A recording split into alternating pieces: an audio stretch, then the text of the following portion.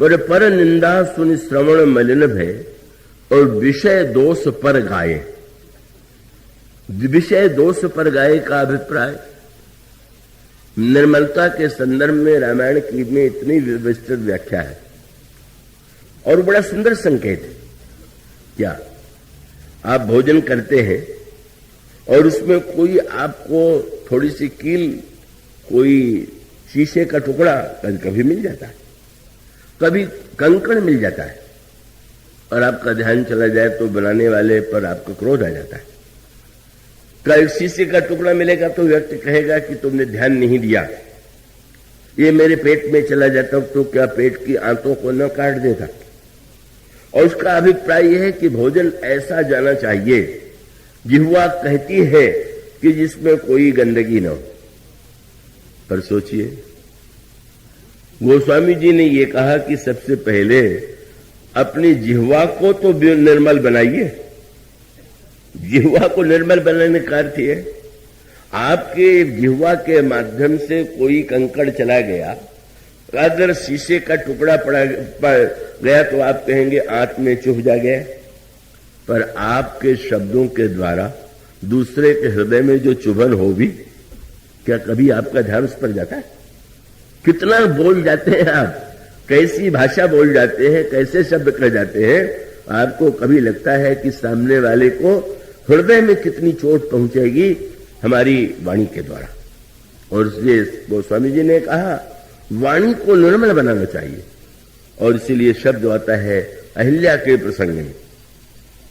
अहिल्या का जब भगवान के चरणों से स्पर्श हुआ तो स्पर्श होने के बाद अहिल्या जड़ से चेतन हो गई और चेतन हो जाने के बाद अहिल्या ने जो स्तुति किया उसके लिए गोस्वामी जी ने इसी शब्द का प्रयोग किया। क्या? अत निर्मल बानी अस्तुति ठानी ज्ञान गम्य जय रघुराई। निर्मल वाणी से अहिल्या भगवान की स्तुति करने लगी। क्या अर्थ है इसका? अहिल्या की वाणी निर्मल है, ये प्रमाण पत्र क्यों दिया गया? महर्षि गौतम ने अहिल्या को पत्थर बनने का श्राप दिया था। अहिल्या का कोई अपराध नहीं था, पर इतने वर्षों तक अहिल्या ने इतनी सेवा की, पातिव्रत धर्म का पालन किया, और एक क्षण के लिए अहिल्या के जीवन में अगर अनजाने में कोई अपराध हो गया तो महर्षि गौतम की कठोरता का ही रूप तो सामने आता है। ऐसी स्थिति में अहिल्या की वाणी की परीक्षा हो गई। क्या? आपको किसी ने कष्ट दिया हो और कोई उदार व्यक्ति उस कष्ट से आपको बचा दे तो आप ये कहे बिना नहीं रहेंगे कि वो कितना बुरा था, कितना कष्ट उसने दिया, आप कितने भले। पर अहिल्या के वाणी की निर्मलता क्या है कि उसने भगवान से यह नहीं कहा कि हमारे पतिदेव ने हमारी सारी सेवा का तिरस्कार करके केवल एक अनजाने भूल के लिए मुझे इतना बड़ा दंड दे दिया, लेकिन आप तो बड़े उदार हैं। वो बड़े कठोर थे। धन्य है उसकी वाणी। वाणी ऐसा बोलिए बस मन का आपा खोए। और बस सूत्र यही है कि आप उनको निर्मल करे, आप उनको शीतल करे और वो शीतल होए। कितना सुंदर वाणी का प्रयोग है अहिल्या के द्वारा। अहिल्या ने यही कहा, महाराज आज मुझे स्मरण आ रहा है पतिदेव का। क्यों? बोले मुनि शाप जो दीन्हा अति भल कीन्हा परम अनुग्रह में माना। कितने हमारे पतिदेव महान थे कि उन्होंने शाप दे करके ऐसी जगह मुझे स्थान दे दिया, मैं बहुत साधना के बाद भी ईश्वर को प्राप्त कर न पाती, लेकिन उनके शाप ने मुनि शाप जो दीन्हा अति भल कीन्हा परम अनुग्रह में माना। देखो भरि लोचन हरि भव मोचन यही लाभ शंकर जाना।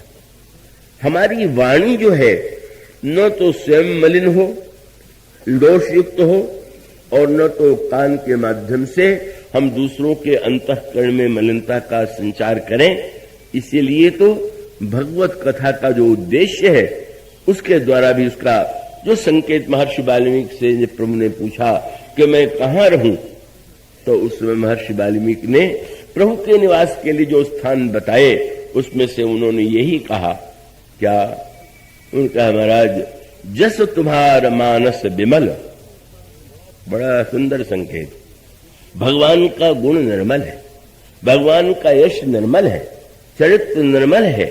आप हनुमान चालीसा का पाठ करते हैं, अयोध्या कांड में पढ़ते हैं तो ये वर्णो रघुबर विमल यश, मानो संकेत यह है कि जैसे यहां जो सरोवर है वहां भी जल है, और जो मानव सरोवर है का उस सरोवर में भी जल है, लेकिन हंस इन सरोवरों में, तालाबों में नहीं दिखेगा। हंस तो निवास करता है मानव सरोवर में। कितनी भावमयी बात महर्षि वाल्मीकि कहते हैं कि प्रभु आपका यश जो है वो तो निर्मल मानव सरोवर है, और कथा गाने का अधिकार किसे है? कौन है? जस तुम्हार मानस विमल हंसिनी जीहा जास, जिसकी जिह्वा हंसनी है। दो सूत्र हैं। हंस जब रहेगा तो मानव सरोवर में ही रहेगा। कुछ विडंबना है। बगुले और हंस दोनों देखने में इतने एक जैसे हैं कि पहचानना बड़ा कठिन है, लेकिन पहचानने की कठिनाई के बाद व्यंग आता है। भगवान राम जब पहुंचे दंडकारण्य में तो सरोवर के किनारे बगुले को देख करके प्रभु ने व्यंग भरी भाषा में कहा, लक्ष्मण पश्य लक्ष्मण पंपायाम बको परम धार्मिका। जरा देखो कितने धार्मिक, इतने सवेरे सवेरे बिल्कुल शांत भाव से जल में एक पैर से खड़े हुए हैं। वाह, कितने एकाग्र, कितने धार्मिक। वो वाल्मीकि जी कहते हैं आपका गुण गाने वाला जो है, अगर वो संसार के दोष और पापों का गायन करता है तो उसकी जिह्वा हंसनी है ही नहीं। हंसनी तो तब है कि आप हंस के विषय में जनश्रुति जो सुनते हैं वो तो यही है ना कि हंस मोती छोड़ करके कुछ नहीं चुकता। हंस के विषय में दूसरी मान्यता है कि वो मानसरोवर छोड़ के कहीं नहीं रहता, और हंस के विषय में तीसरी मान्यता है कि दूध और पानी को अलग कर देता। ये तीनों बात, उस हंस को खोजने के लिए मत जाइए, उसको तो साहित्य में ही आप ढूंढिए, और उस तीनों से जो संदेश मिलता है उसे ले लीजिए। महर्षि वाल्मीकि कहते हैं प्रभु आपका जो निर्मल यश है वही मानस सरोवर है, और जिसकी जिह्वा हंसनी, और वो जब खाएगी तो मोती ही। और मोती कौन सा है? बोले जस तुम्हारा मानस विमल हंसिन जीहा जासु मुकुताहल गुण गण चुनई। जो निरंतर आपके गुणों का मोती ही चुगती रहती, मानो भक्त की वाणी से निरंतर भगवान के गुणों का गायन होता है, और दूध पानी को अलग कर देता है। माने का जहां पर अनित्य और नित्य, असत्य और सत्य, इन दोनों में विभाजन किया जा सके, ऐसे व्यक्ति के हृदय में प्रभु निवास करे, यह सूत्र दिया गया। यह जो सूत्र है मानो यह बताने के लिए है कि वाणी का कोई साधारण महत्व तो नहीं। आप राम कथा से बहुत सी बातें सीख सकते हैं, लेकिन वाणी की जो रचना है, वाणी को निर्मल बनाने वाली भगवान की कथा का उद्देश्य है का कान और हृदय को निर्मल बनाना, और भगवान के गुणों के गायन का उद्देश्य है जिह्वा को शुद्ध बना करके नीर क्षीर का विवेक व्यक्ति के अंतर हृदय में जागृत हो, ये उसका तात्पर्य।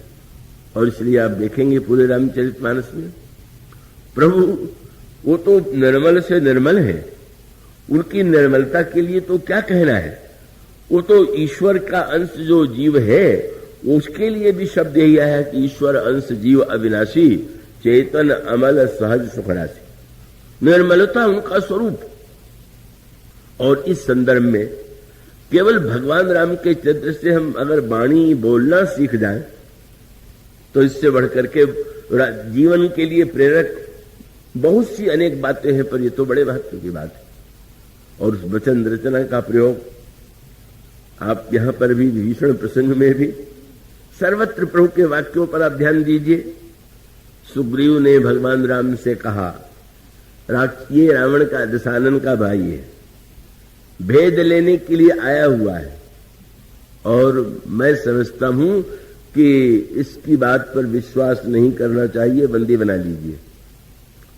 भगवान के स्थान पर दूसरा होता, सत्यवादी, अपने को मानने वाला, जो कटुभाषियों का सबसे प्रिय शब्द है, कब वो भगवान राम तुरंत याद दिला देते कि अगर बाली के भाई पर भरोसा किया जा सकता है तो रावण के भाई पर क्यों नहीं? स्वयं भी तो बाली के ही भाई थे। और जब उन्होंने ये कहा कि ये भेद लेने आया है, तुलसीदास जी ने लिखा है कि जब ये वाक्य निकला तो प्रभु खूब हंसे, पर हंस के सुग्रीव की ओर नहीं देखा, खूब हनुमान जी की ओर देखने लगे। फिर ये बेहस कहत, हंसे भी बाहर से नहीं, हृदय में हंसे, कि सुग्रीव को ये न लगने लगे कि मेरी बात पर हंस रहे हैं। फिर भी हंसे, लेकिन हनुमान जी की ओर देखा। हनुमान मानो बिना बोले ही प्रभु ने कहा, तुम्हें इनने जब पहली बार भेजा था तो मेरा भेद ही लेने तो भेजा था। यही तो कह रहे हैं कि रावण ने आप मेरा, हम लोगों का भेद लेने के लिए भेजा है, तो तुम भी तो भेद ही लेने आए थे, इनके कहने पर ही आए थे। और अगर ऐसा होने पर भी सुग्रीव इतने मित्र हो सकते हैं और तुम जैसा महान सेवक हो सकता है, तो क्या रावण के भाई के नाते ही इसको इस तरह से उसके प्रति अन्याय करना चाहिए? पर प्रभु तो वाणी जब बोलते हैं, ऐसा विश्व में तो प्रभु के समान शब्द रचना करने वाला भगवान गोस्वामी जी ने पूरे प्रसंग में आप पढ़ेंगे कि भगवान राम बोलने में कितने सावधान है। रावण से भी बोलते हैं तो कैसे बोलते हैं, और श्रेष्ठ लोगों से तो प्रश्न ही कहा। और यहां पर भी वही वाणी की भगवान ने यही कहा।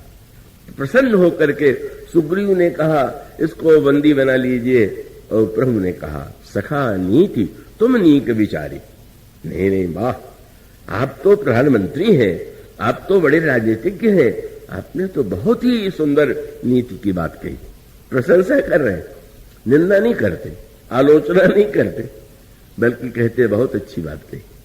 और फिर धीरे से कहते हैं कि मित्र, एक समस्या है, तुम नीति की दृष्टि से जो कह रहे हो बिल्कुल ठीक है, लेकिन तुमको ये भी ज्ञात होगा, और बहुत सुंदर वाक्य प्रभु ने कहा।